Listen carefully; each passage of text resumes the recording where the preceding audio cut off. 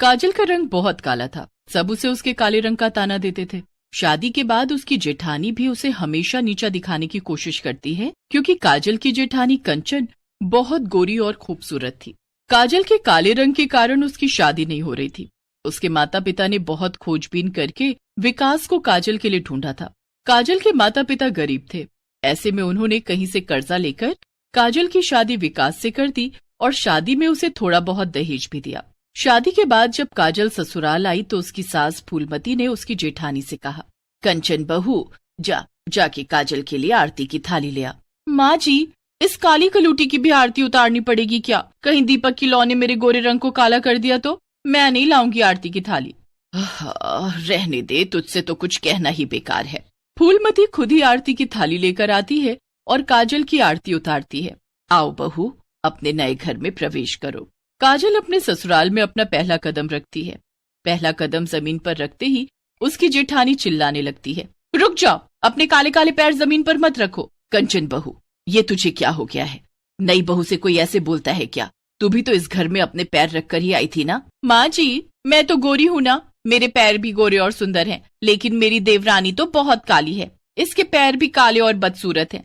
इसका पैर पड़ते ही हमारे घर में कहीं अंधियारा न छा जाए। तभी काजल का पति विकास कहता है, ये तुम क्या बोल रही हो भाभी? तुम इस तरह से काजल का दिल नहीं दुखा सकती।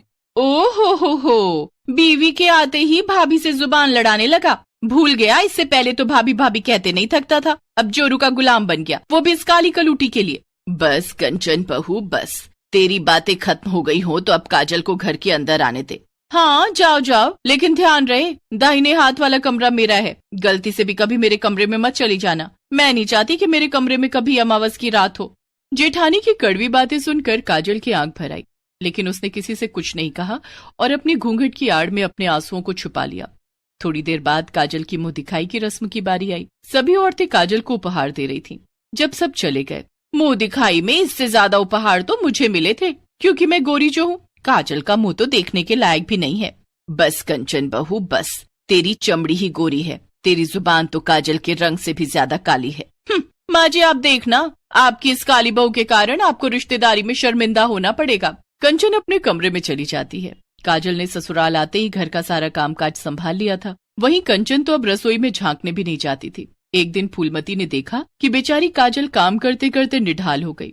फूलमती से रहा न गया, वह कंचन के कमरे में गई। कंचन बहू, जब से काजल आई है तुमने तो रसोई में जाना ही छोड़ दिया है। काजल घर का सारा काम अकेले करती है, तुम्हें उसकी मदद करनी चाहिए। माँ जी, इतने दिनों तक रसोई में काम करते करते मेरा गोरा रंग काला पड़ गया है। अब मैं और आग के पास खड़ी होकर खाना नहीं बना सकती। मैं ब्यूटी पार्लर जा रही हूँ। मुझे मेरी खूबसूरती वापस पाने के लिए फेशियल करवाना है। अगर नहीं करवाया तो जल्दी ही मैं भी काजल की तरह हो जाऊंगी, जिसे कोई अंधेरे में भी पहचान ही नहीं पाता है। इतना कहकर कंचन तैयार होकर आंखों पर काला चश्मा लगाकर टैक्सी बुलाती है और उसमें बैठकर ब्यूटी पार्लर चली जाती है। कंचन ब्यूटी पार्लर में हजारों रुपए खर्च कर देती है। शाम को जब उसका पति आकाश घर आता है, कंचन, आज तुमने क्रेडिट कार्ड से 50,000 की शॉपिंग की? हाँ, आज मैं ब्यूटी पार्लर गई थी।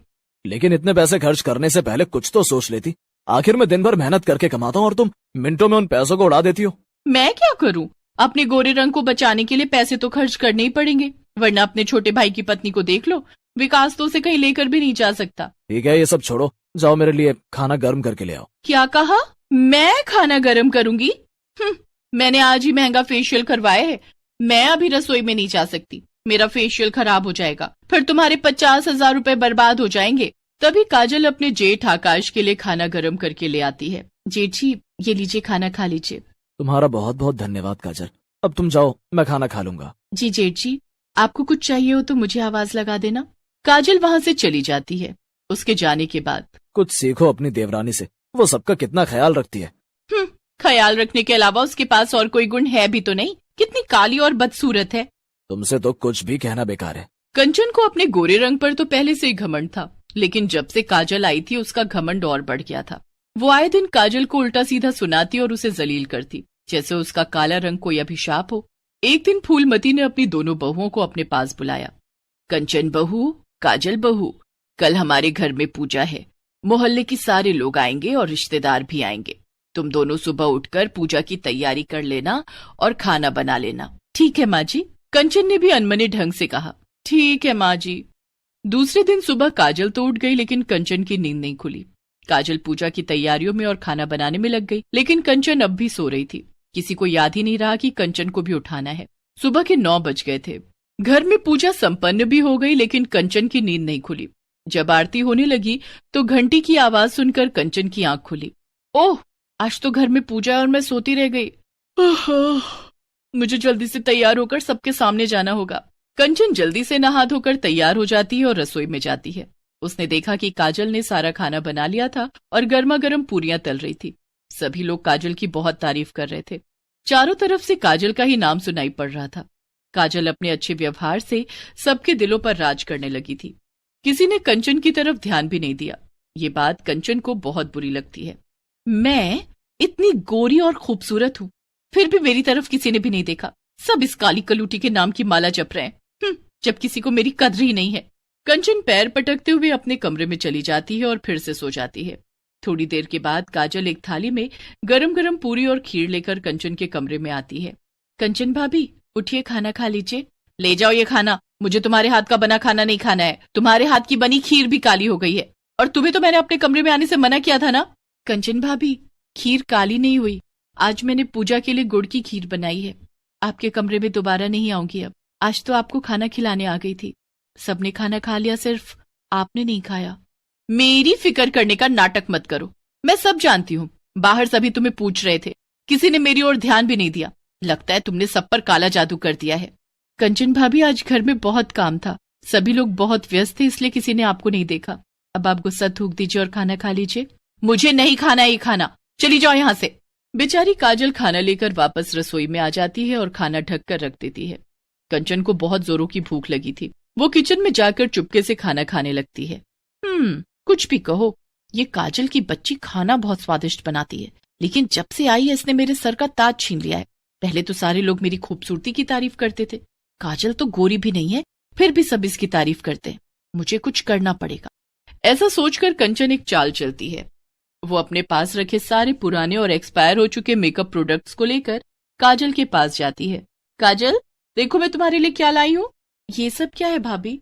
जब से तुम्हारी शादी हुई है तुम सिर्फ घर के काम करती हो, तुम खुद पर कोई ध्यान ही नहीं देती। ये लो, मैं तुम्हारे लिए ब्रांडेड ब्लीच, फेशियल किट और मेकअप का सारा सामान लाई हूँ। इसे लगाकर आज तुम तैयार हो जाना। आज हम सब बाहर डिनर पर जाएंगे। आज मेरी तरफ से पार्टी होगी। कंचन काजल को एक्सपायर प्रोडक्ट्स देकर वहां से चली जाती है। अब काजल सारे एक्सपायर मेकअप का सामान लगाएगी तो इसकी स्किन पर छाले पड़ जाएंगे और हो सकता है वो फिर कभी ठीक भी ना हो। एक तो पहले से काली है, अब और ज्यादा बदसूरत हो जाएगी, कोई भी उसकी तरफ नहीं देखेगा। लेकिन काजल तो मेकअप प्रोडक्ट्स यूज ही नहीं करती थी। उसे बहुत ही साधारण तरीके से रहना पसंद था। काजल ने अपना चेहरा मुल्तानी मिट्टी से धोया और रात की पार्टी के लिए तैयार हो गई। इधर कंचन ने अपने चेहरे पर ब्लीच क्रीम लगाया, लेकिन उसका चेहरा बुरी तरह से जलने लगा। उसने तुरंत अपना चेहरा पानी से धोया, लेकिन तब तक उसके चेहरे पर काले काले छाले पड़ गए थे। दरअसल कंचन ने मेकअप का नया सामान अपने लिए खरीदा था। गलती से उसे ही काजल को दे आई और सारे एक्सपायर प्रोडक्ट्स खुद के चेहरे पर लगा लिए। कंचन का पति आकाश उसे उसी समय डॉक्टर के पास ले गया। इन्होंने अपने चेहरे पर बहुत पुरानी या एक्सपायर क्रीम लगाई है, इन्हें ठीक होने में काफी वक्त लग जाएगा, लेकिन फिर भी इसका दाग पूरी तरह से नहीं जाएगा। ठीक है डॉक्टर, अब कर भी क्या सकते हैं। कंचन आकाश के साथ अपने घर आ जाती है। वो अपने किए पर बहुत पछता रही थी। जो गड्ढा उसने अपनी देवरानी काजल के लिए खोदा था, उसमें वो खुद गिर गई थी। लेकिन उसने सोच लिया कि अब वो कंचन को कभी नीचा नहीं दिखाएगी और घर के सारे काम करेगी।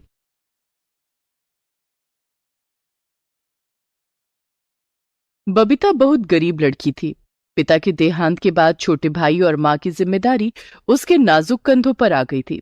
लेकिन एक दिन अचानक बबीता की किस्मत बदल गई और वो जादुई मेहंदी वाली लड़की बन गई। भोलानाथ के देहांत के बाद सुनीता फूट फूट कर रो रही थी।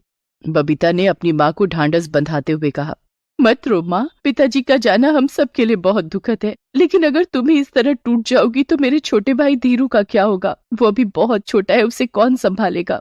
बबीता बेटी, हमारे घर में एक तेरे पिता ही कमाने वाले थे, अब वो भी हमें छोड़कर चले गए। हमारे घर का खर्चा कैसे चलेगा? धीरू की पढ़ाई भी छूट गई। तुम चिंता मत करो माँ, मैं कोई ना कोई काम करके पैसे कमाऊंगी जिससे हमारा गुजारा चल जाएगा। मैं धीरू को भी पढ़ाऊंगी। बबीता लोगों के घरों में काम मांगने जाने लगी। एक घर में एक बूढ़ी औरत अकेली रहती थी। बबीता को उसके घर में काम मिल गया। बेटी, तुम्हें मेरे घर का सारा काम करना होगा, जैसे खाना बनाना, बर्तन धोना, सफाई करना, बाजार से सामान लाना और बगीचे में लगे पौधों की देखभाल करना। इस काम के लिए मैं तुम्हें 5,000 रुपए दूंगी। जी ठीक है, मैं आपका सारा काम कर दूंगी। बबीता दूसरे दिन से बूढ़ी औरत के घर का सारा काम करने लगी। बबीता ने देखा कि उस बूढ़ी औरत के घर में बहुत बड़ा बगीचा था, जिसमें तरह तरह के पौधे लगे हुए थे। उसमें से एक पौधा मेहंदी का था। बबीता को पेड़ पौधों से बहुत लगाव था। वो सभी पौधों का बहुत ख्याल रखती और उन्हें समय समय पर पानी देती। एक दिन की बात है, बूढ़ी औरत की तबीयत बहुत खराब हो गई। अम्मा, आपकी तबीयत बहुत खराब है, मैं आपको डॉक्टर के पास ले चलती हूँ। नहीं बिटिया, उसकी कोई जरूरत नहीं है।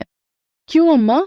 मेरे बगीचे में एक मेहंदी का पौधा है, तो उस पौधे से थोड़े से मेहंदी के पत्ते तोड़ कर ले आ। बबीता बगीचे में जाकर मेहंदी के पत्ते तोड़ कर ले आती है। ये लो अम्मा, मैं मेहंदी के पत्ते ले आई, क्या इसे पीसना होगा? नहीं बिटिया। बूढ़ी औरत ने मेहंदी के पत्तों पर अपना हाथ फिराया और पत्ते अपने आप पिसकर पेस्ट बन गए। ये कैसा चमत्कार है अम्मा? ये जादुई मेहंदी का पौधा है। इस मेहंदी को मेरे दोनों हाथों में लगा दे, मेरी तबीयत ठीक हो जाएगी। बबीता ने ऐसा ही किया। थोड़ी देर के बाद बूढ़ी औरत की तबीयत ठीक हो गई। अम्मा, ये मेहंदी का पौधा क्या कोई और जादू भी कर सकता है? हाँ, इस पौधे के पत्तों को पीसने की जरूरत नहीं पड़ती। इनके ऊपर हाथ फेरने से ही अपने आप पिस जाते हैं। उसके बाद ये मेहंदी जिस किसी बीमार औरत के हाथ में लगाई जाए, उसकी बीमारी ठीक हो जाती है। इस मेहंदी को ब्याहता औरतों के हाथ पर लगाने से उनका सुहाग दीर्घायु हो जाता है और उनके पतियों पर आने वाली हर मुसीबत टल जाती है। अम्मा, ये तो चमत्कारी मेहंदी का पेड़ है। क्या मेहंदी का ये पौधा आप मुझे देंगी? आपके घर का सारा काम करने के बाद मेरे पास थोड़ा समय बच जाता है। उस समय मैं ये जादुई मेहंदी औरतों के हाथों में लगाऊंगी और थोड़े पैसे कमा लूंगी। मना मत करना अम्मा, मेरे घर में पैसों की बहुत तंगी है। मैं अपने छोटे भाई को पढ़ाना चाहती हूँ, लेकिन पैसे न होने के कारण उसे पढ़ा नहीं पा रही हूँ। ठीक है, मेहंदी का ये पौधा मेरे बगीचे में ही रहेगा, लेकिन तू इसके पत्ते तोड़ कर ले जाना। ये सुनकर बबीता बहुत खुश हो जाती है। काम खत्म करके जब वो घर जाने लगती है, तो मेहंदी के पौधे से ढेर सारे पत्ते तोड़ कर ले जाती है। घर जाकर बबीता ने जैसे ही पत्तों पर हाथ फेरा, वे अपने आप पीसकर पेस्ट बन गए। बबीता मेहंदी के पेस्ट को एक कूप में भर लेती है और गली मोहल्ले में घूम घूम कर आवाज लगाने लगती है। मेहंदी लगवा लो, डिजाइनर मेहंदी लगवा लो, जादुई मेहंदी लगवा लो। रीना आओ, मीना आओ, चाची आओ, काकी आओ, जादुई मेहंदी लगवाओ। ए मेहंदी वाली। जी मैडम जी। तेरे मेहंदी में क्या जादू है? मैडम जी, जो औरत इस मेहंदी को अपने हाथों में लगवाएगी, उसका सुहाग दीर्घायु होगा और उसके सुहाग पर आने वाली हर मुसीबत टल जाएगी। अच्छा, ऐसी बात है, चलो ट्राई करते हैं। जरा मेरे हाथों में मेहंदी लगाना। बबीता उस औरत के हाथों में मेहंदी लगाने लगती है। बबीता ने बहुत सुंदर डिजाइन बनाकर मेहंदी लगाई। अरे वाह, तूने तो बहुत सुंदर मेहंदी लगाई है। कितने पैसे हुए? 40 रुपए मैडम जी, 20 एक हाथ के और 20 दूसरे हाथ के। बस ठीक है, ये ले तेरे 40 रुपए। और हाँ, तेरी मेहंदी में कोई जादू है या नहीं, ये भी पता चल जाएगा। ठीक है मैडम जी, अच्छा अब मैं चलती हूँ। बबीता वहां से चली गई। तभी उस औरत का पति घर आ गया। अरे, आप इतनी जल्दी घर आ गए? आज ऑफिस से जल्दी छुट्टी हो गई क्या? ऑफिस की बिल्डिंग में आग लग गई है। आग बुझाने के लिए दमकल को बुलाना पड़ा। कई लोग अभी भी बिल्डिंग में फंसे हुए हैं। वो तो अच्छा हुआ कि ऑफिस पहुंचने से पहले किसी ने मुझे फोन करके सब बता दिया और मैं घर वापस आ गया। अच्छा, तभी उस औरत को बबीता की बात याद आई। मैडम जी, जो औरत इस मेहंदी को अपने हाथों में लगवाएगी, उसका सुहाग दीर्घायु होगा और उसके सुहाग पर आने वाली हर मुसीबत टल जाएगी। उस मेहंदी वाली ने ठीक कहा था। ये मेहंदी सचमुच में जादुई है। मेरे सुहाग पर आने वाली मुसीबत पहले ही टल गई, वरना आज कुछ भी हो सकता था। अरे तुम क्या बड़बड़ा रही हो? औरत ने अपने पति को जादुई मेहंदी वाली बात बताई। अरे ये जादू वादू कुछ नहीं होता, ये सब बेकार की बातें हैं। लेकिन कुछ तो बात जरूर है। उधर बबीता मेहंदी लगाने के लिए आवाजें लगा रही थी। मेहंदी लगवा लो, डिजाइनर मेहंदी लगवा लो, जादुई मेहंदी लगवा लो। ए मेहंदी वाली, मेरे दोनों हाथों में मेहंदी लगा दे और पैसे मैं तब दूंगी जब तेरी मेहंदी अपना जादू दिखाएगी। ठीक है मैडम जी। बबीता उस औरत के दोनों हाथों में मेहंदी लगा देती है। मेहंदी लगाने के बाद, अच्छा मैडम जी, अब मैं चलती हूँ। मैं कल फिर आऊंगी अपने पैसे लेने। पैसे तो तब मिलेंगे ना जब तेरी मेहंदी अपना जादू दिखाएगी। मैडम जी, मेरी जादुई मेहंदी का जादू आपको जरूर दिख जाएगा। इतना कहकर बबीता वहाँ से आगे चली गई और मेहंदी लगाने के लिए आवाजें लगाने लगी। थोड़ी देर में उस औरत के पति का फोन आया। हेलो हेलो सुजाता, आज मैं बाल बाल बच गया, नहीं तो मेरा एक्सीडेंट हो जाता। अरे लेकिन ये सब कैसे हुआ? मैं ऑफिस जा रहा था, तभी पीछे से एक तेज रफ्तार ट्रक आ रही थी। ट्रक मुझे धक्का मारने वाली थी कि किसी ने मेरा हाथ पकड़कर मुझे अपनी तरफ खींच लिया और मेरी जान बच गई। अच्छा, वो मेहंदी वाली ठीक ही कह रही थी, ये जादुई मेहंदी है। कौन मेहंदी वाली? औरत अपने पति को बबीता के बारे में सब कुछ बता देती है। इधर बबीता की जादुई मेहंदी अपना काम कर रही थी। बबीता दूसरे दिन भी जादुई मेहंदी लगाने के लिए गली मोहल्लों में निकली। मेहंदी लगवा लो, जादुई मेहंदी, बड़ी से बड़ी बीमारी ठीक कर देगी जादुई मेहंदी। तभी बबीता को उस औरत ने आवाज लगाया जिसने उसे मेहंदी लगाने के पैसे नहीं दिए थे। ए मेहंदी वाली। जी मैडम जी। ये ले तेरे पैसे, तूने सही कहा था, तेरी मेहंदी जादुई है। कल तेरी जादुई मेहंदी के कारण मेरे पति की जान बच गई। मेरी तरफ से कुछ और पैसे रख ले। धन्यवाद मैडम जी। तभी मोहल्ले की और औरतें भी बबीता को मेहंदी लगाने के लिए बुलाने लगी। ए मेहंदी वाली, जरा इधर आना। जी मेम साहब, मेरी सास को पिछले 5 दिन से बुखार है, उनका बुखार नहीं उतर रहा। क्या तेरी मेहंदी से बड़ी बीमारी ठीक हो जाती है? जी मेम साहब, मैं अभी अम्मा जी के हाथों में मेहंदी लगा देती हूँ। बबीता ने उस औरत की सास के दोनों हाथों में मेहंदी लगा दी और कुछ ही देर के बाद उसका बुखार उतर गया। अरे वाह, तेरे हाथों में तो जादू है। ये ले, मेरी तरफ से 200 रुपए। डॉक्टर के पीछे हम इससे ज्यादा पैसे खर्च कर चुके हैं, लेकिन कोई आराम नहीं मिला। तेरी जादुई मेहंदी के कारण मेरी माँ जैसी सास की तबीयत ठीक हो गई है। धन्यवाद मैडम जी। अब पूरे शहर में बबीता और उसकी जादुई मेहंदी की चर्चा होने लगी थी। लोग उसे अपने घर बुलाकर मेहंदी लगवाते और उसे ज्यादा पैसे देते। इधर बबीता अपनी मालकिन के घर भी काम करती और बचे हुए समय में औरतों के हाथों में जादुई मेहंदी लगाती। औरतों ने उसे जादुई मेहंदी वाली लड़की के नाम से बुलाना शुरू कर दिया था। इसी तरह से धीरे धीरे दिन बीत रहे थे। जादुई मेहंदी के कारण बबीता की अच्छी कमाई होने लगी थी। उसने अपने छोटे भाई धीरू का नाम स्कूल में लिखवा दिया था। घर की आर्थिक हालत भी सुधरने लगी थी। तभी एक दिन अचानक बबीता की मालकिन का देहांत हो गया।